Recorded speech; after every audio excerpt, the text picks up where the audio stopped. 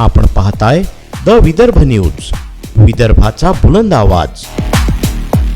अमरावतीच्या भिवापूर शेंदोळा परिसरात वीज पडून जखमी झालेल्या नागरिकांची आज जिल्हा सामान्य रुग्णालय येथे अमरावतीचे खासदार बळवंत वानखडे व माजी मंत्री यशोमतीताई ठाकूर यांनी भेट घेऊन त्यांच्या प्रकृतीची आस्थेवाईक विचारपूस केली।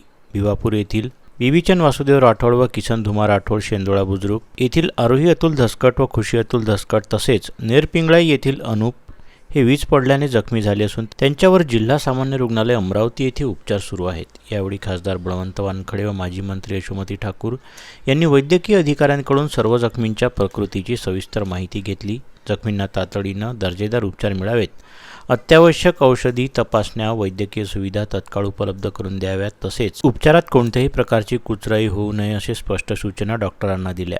रुग्णांच्या नातेवाईकांशी संवाद साधत त्यांना धीर दिला आणि अत्यावश्यक ती सर्व मदत करण्याचं आश्वासन दिलं। या प्रसंगी तालुकाध्यक्ष वैभव वानखडे, युवक काँग्रेस तालुकाध्यक्ष प्रद्युम्न पाटील, राहुल राठोड तसंच इतर पदाधिकारी, गावकरी व कार्यकर्ते यावेळी उपस्थित होते।